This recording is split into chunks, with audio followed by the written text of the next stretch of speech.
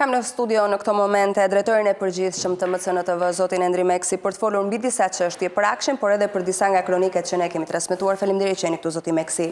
Nga mëngjesi në darkë, tha zoti Balliu me çështjen e Akshit. E shihni si shenjë se opozita do të përfshihet në kohë të plot në këtë denoncim? Dhe a duhet kemi ne një orar kur duhet transmetojmë apo jo denoncimet e Akshit? Në një farë mënyrë opozita është përfshirë, nuk mund të janë kohësh opozitës që nuk është e përfshirë këtë çështje.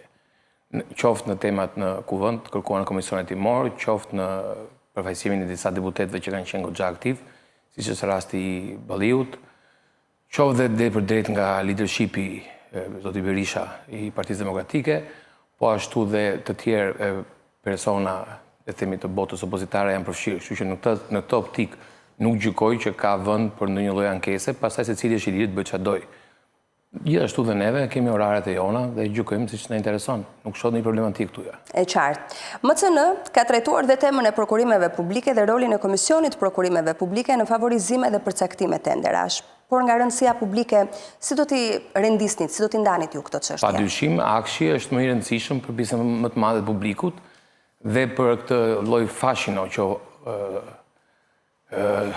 krijon bota teknologjike, është më e pasur në personazhe si Elon Musk, Bill Gates e tjerë me radhë, edhe pse jo roli i emrit Ergyll Sagasit, krahasuar pasere edhe me humor me Epsteinin në këtë sens, pavarësisht se teknologjia po del shumë ngjashme rrugës në kohë që të gjërat zbardhen.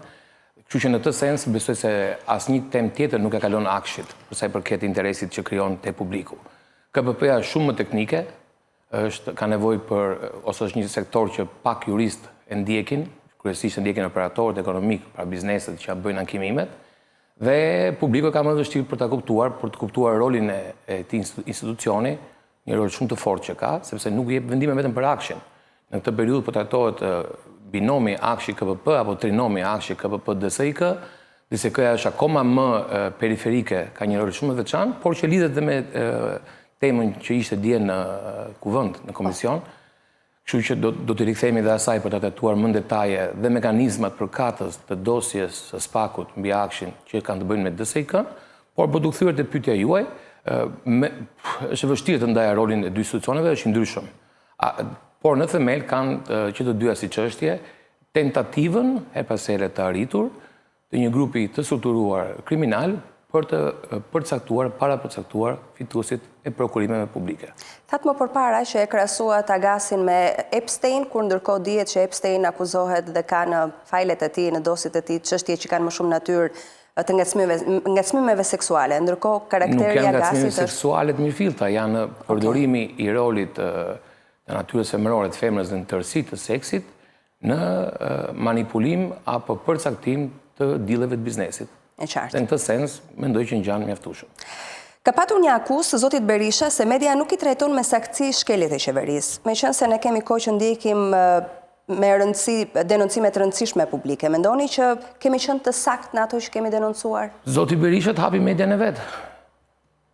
Do ishte mënyra më e thjeshtë për të përgjigjur, se nuk shoh shumë këtë tentativën konstante të palëve në Shqipëri për të gjykuar punën tjetër. Punën tonë gjykon publiku. Ne nuk e bëjmë biznesin dhe punën tonë për në gjykuar Dr. Berisha në veçantë. Padyshim e vlerësojmë kur ai na poston një video në Facebook, emocionohemi, ndihemi shumë të kënaqur, trafiku që ai gjeneron dhe interesi që jep është i lartë, por nuk besoj se asnjë nga stafi ynë del në mëngjes për të pasur si motiv ditor a do i interesojmë ne në tërësi opozitës apo jo. Në këtë optikë interesi është i saktësisë së temave, thellësisë së temave, diversitetit së temave, përfaqësimit sa më të gjerë të interesit të qytetarëve, pse edhe të Endri Meksit, se kjo duket se është tabu. Ne nuk kemi OIQ. OIQ ka tjera media në Tiranë, Shqipëri, me 9 antar, 10 antar, 12 antar e pasere, varet në rasti, ne jemi biznes privat, dhe kjo gjë nuk është ndonjëherë e fshehur, gjokundi. Me jemi dhe me tendera, unë me thënë drejtën i kam shumë qef, prandaj kam fiksim dhe KPP-n, edhe Akshin, nuk është interesi juaj, por është i imi, kështu që gjithë kjo zhurmë që bëhet për të krijuar një farë kompleksimi të palëve në proces, kryesisht targetuar ju, gazetarët, jo mua, sepse besoj si zoti Berisha, megjithëse njihemi shumë pak personalisht, po dhe si antar tjerë të medias që është syri apo në tërësi të PD si parti opozitare, din shumë mirë se sa prekem apo emocionohem te kjo pjesë. Pjesa jonë e punës tonë, pjesa dytë të pyetjes që ti shtrove, unë gjykoj që në tërësi e kemi bërë shumë mirë, jemi përpjekur te mase për të marrë të tëra palët, kryesisht kemi marrë nga para depozitës, pra nuk shoh ndonjë problem, sidomos të pjesë i kemi intervistuar, i kemi pyetur, i kemi ngacmuar pafund për to tema. Na mungon vetëm ish-zënës ministri Ametaj, s'kemi arritur do të marrim. Duke qenë se është në Arati? Jo, duke qenë se është ekskluziviteti Qimpekës. Në të sens e kisha fjalën, por ndoshta një ditë do arrim ta gjejmë dhe atë dhe të kemi edhe ne një intervistë të suksesshme kundër Ergyll Sagasit me zotin Ametaj. Kur flisni për KPP-n, keni emra konkret? Jo, nuk është çështje emrash, ka një sër emrash te institut, është çështje e mënyrës se si është bërë vendimarrja që është ankimohet shpesh në gjykata, është vendimarrje shumë teknike, nuk është e lehtë as të akuzosh as të japësh një gjykim, sepse në fund fare është një nga hapat administrativ të procesit të prokurimit publik, që thotë më vonë shkon në gjykatë administrative të apelit, se i është ligji apelohet direkt në atë nivel, dhe më tutje në gjykatë lartë. Dhe është goxha komplekse, është sektor ku pjesa e medias dhe publiku informohen vetëm nëpërmjet vendimeve që publikohen në faqet e institutit, e komisionit, apo një herë njoftimet që bëhen lidhje me ankimimet. Ne, çfarë mjetesh kemi të tjera për të kuptuar, janë shkresat për informacion, pra të kërkuar më shumë materiale mbi aktivitetin e tij komisioni, si dhe rasti konkret i Spakut, një dosje apo disa dosje që vinë për të kuptuar rolet që ka ky komision. Po nuk është çështje ema, është çështje totalisht teknike e procedurave, që në rastin e Akshit mori një rol të veçantë dhe u rikthye le të themi në skenë, por është thyer edhe herë më parshme. Ju pak ditë më parë në emisionin Fact Check të kolegut Arsen Rusta thatë se jeni takuar me zotin Agasi për çështje pazaresh biznesi. Për çfarë pazaresh konkretisht? Mund të zbulojmë diçka më tepër? Janë biseda personale, Okej. shqyrë zotit madh që nuk u kryen. Nuk u realizuan bisedat e biznesit, po thonë. Shqyrë zotit dhe për vullnetimin. Çfarë do kishte ndodhur nëse do të ishin realizuar? Do ishte të krau kundër të ekranit tu. Pra do ishit edhe ju i akuzuar? Në një farë mënyrë po. E qartë. Shumë i lakuar në çështjen e Akshit është edhe Ermal Beshiri. Ju njiheni me të, ju pyes, ju njiheni me të dhe nëse po, çfarë marrëdhëniesh keni patur? Njihem prej shumë vitesh përpara, marrëdhënie kryesisht setorit të IT-s, asgjë të veçantë. Bashkëpunime keni patur me të? Bashkëpunime teknike, jo bashkëpunime në sensin e bizneseve. Përveç këtyre dy temave që ne i kemi nga mëngjesi në darkë, do të na jepni kohë për transmetuar edhe në një kronik tjetër në edicionet informative? Do ta kemi këtë mundësi? Po, absolutisht po. Do kemi pra të tjera detaje që do zbulohen. Dua t'ju pyes zoti Meksi edhe për akuze që e lidhin MCN-n me lotin 6 Unazës Madhe. Lotit 5. Lotit 5, ndjes. Jeni përfshirë dhe në këtë projekt, siç e përmendin mos gaboj moderatorit Qimpeka në një studio televizive? S'kam asnjë lloj ide përse zoti Qimpeka më përfshin të histori. Unë e dua shumë. Jemi shumë të ngjashëm të dy. Ai vdes për purot. Unë e kam ndoshta çik më të shkurtër, më të trash punën që mbaj se ai, po jemi të dy që flinj.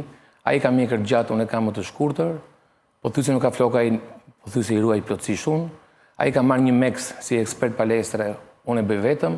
Ai ka qenë bëj foto me zotin Meta, unë me zonjën Kryemadhi, kështu që jemi shumë të ngjashëm. Dhe nuk e kuptoj atë dëshirën konstante që ai ka, që nga kohë që më thiste barbon, për të tentuar për të bërë pis një media opozitare që unë do quaj që është MCN-ja, por nuk e quaj as opozitare tamam. Kritike. E qartë. Okej? Por ta lidhur me çdo lloj mënyre me element pushtetit. Unë e dua pushtetin. Ndoshta Qimpeka nuk e don. Ma lej mua, jam i shumë i kënaqur, edhe më akuzoi të ditën. Për çfarë pushteti e keni fjalën? Pushtet në tërësi. Nuk shoh një skrupull në të sens. Kështu që nuk e kuptoj për çfarë arsye ai në formë konstante, sidomos me analist që vinë dhe në studiot e jona të kthehet edhe teme. Tentativa e tij, pothuajse do thoja e pa kuptim për të bërë një dallim apo një ngjashmëri mes emisionit TPZ dhe MCN-s, që janë dy pjesë shumë të lidhura, bashkëpunim bashkë, por nuk janë të njëjtat pjesë, kështu që është një tentativë e kot, nuk komplekson. Për çfarë arsye dëshiron t'ju kompleksoj, t'ju Po përfshin? ndoshta do të kishte qejf që vetëm media në treg opozitare të ishte vetëm syri, është mos e legjitime si kërkesë, po e ardhur nga ata persona që akuzojnë Edi Ramën që do të bëjë monopolizim me tregu mediatik, ndërkohë që vetëm monopol nuk kanë tregu mediatik shqiptar, ka disa kompani shumë të forta me rolin në treg, dhe nuk ka asgjë të keq në të sens, është një treg prej shumë vitesh që ekzistonte përpara syrit dhe MCN TV-s, dhe në këtë optik padyshim që do ketë aktor të rëndësishëm të mëdhenj. Kjo është një tentativë në një farë mënyrë për të bezdisur, por nuk mendoj që jemi bezdisur, përkundazi. Ju shqetëson kjo situatë, kjo tentativë, ky debat? Më jep një kënaqësi të papar, për bërë një meme më shumë, me qenë se si shtatë ta Noxha dje, jam aktiv në rrjetet sociale dhe e marrë si sfidë në këtë sens. Pozitive totalisht. Së fundmi, dua t'ju pyes pak për një projekt ligj që sot ka nisur të diskutohet. Aro edhe diçka, si unë si Qimpeka kemi qef femra, që jemi shumë ngjashëm. Mund t'i kthehemi pyetjes. Dua t'ju pyes pak për një projekt ligj që ka nisur të diskutohet në komisionet parlamentare, atë të identifikimit elektronik që lidhet me të ashtu quajturin portofol digjital dhe që jep çdo qytetari një mjet për të menaxhuar të dhënat personale dhe për të aksesuar në këtë mënyrë shërbime publike dhe private në mënyrë të sigurtë dhe të shpejtë. Çfarë rregullon ky projekt ligj në aspektet që mbulon edhe gjithmonë vim te pyetja, sa të sigurta janë të dhënat tona përmes shërbimeve që ne përdorim? Çfarë rregullon projekt ligji do të gaboja të flisja sepse nuk e kam ndjekur dhe nuk jam në gjendje teknikisht të flas në detaje dhe nuk do doja të bëja gabime thjesht për të plotësuar kuadrin. Do kemi tjetër rast ku pasi të jem konsultuar materialin në nivel më detajesh, teknike, mund të them diçka më serioze. Në princip ne thamë dhe dje që unë nuk jam as pak kundra modernizimit, plotësimit, shtimit teknologjia digjitale, do ishte turp të thëtë kundër të duke qenë biznesmeni sektorit, pa dyshim që ka nevojë për një farë kujdesi më të theksuar, më të madh, që nga 2022 e këtej tregu i shërbimeve digjitale shtetërore ka pasur goxha probleme, le të themi, mund të quajmë kështu, që nga hakerimet e të shoqëruar iranian deri më sot. Dhe në këtë sens është e nevojshme të ketë një kontroll më të thelluar, një kontroll ndoshta më serioz, ndoshta më cilësor. Media është një prej tyre instrumenteve të kontrollit. E thash më parë, ne e arrim ta zhvillojmë, ta aktualizojmë këtë mundësi që na jepet nga legjislacioni nëpërmjet kryesisht mjetit të shkresës për informacion bazuar me ligjin 110/2014 drejtën e informimit, në mënyrë që të prekim pak më në thellësi në detajet teknike, mënyrën se si strukturat shtetërore bashkëpunojnë, operojnë mbi të detajat që jep ligji. Në këtë këndvështrim, ky do ishte mendoj unë instrumenti kryesor dhe shpeshherë na limitohet për te thirrjeve që bën vetë edhe kryeministri Rama siç që në dhjetor 2025 për rritjen e transparencës në këtë sens. Së dyti, debati në studio, por shpeshherë debatet mbi teknologjinë shmangen dhe kalohet gjithmonë tek dosjet e tipit akshi apo akuzat për korrupsion apo për shkelje, janë tema komplekse, janë pak personat e ftuar që ne arrim të gjejmë për të trajtuar këto tema, kështu që do doja të flisja teknikisht në momentin që do dihet diçka më shumë, por në frym nuk jam kundra me masat e duhura të mbrojtjes për qytetarët, si dhe për risjet e ndryshme që paraqet depërtimi i teknologjisë më shumë në jetën e qytetarëve. Sa i kemi kapacitetet për ndërtimin dhe funksionimin e një sistemi të tillë, pasi në një prollogaritje që është bërë, kosto të arrijë në rreth 703 milion lek për një periudhë 10 vjeçare. Është e realizueshme? Për ta krahasuar me kostot nuk di ta them. Jo kuptoj. Për të thënë a ka Shqipëria sot kapacitete për tilla projekte që ç'kemë të i ka. Edhe për shkak të inteligjencës artificiale që ka sjell instrumente të rinj si për koduesit, si për kompanitë IT-s, padyshim që në nivel teknologjik nuk shoh në një limitim të sens, krahasim me vendet Ballkanit apo në tërësitë të Europës. A është raporti i performancës me çmimin dhe raporti i shërbimit të marrë me çmimin i duhurit, nuk di ta them. Faleminderit zoti Meksi që ishit këtu.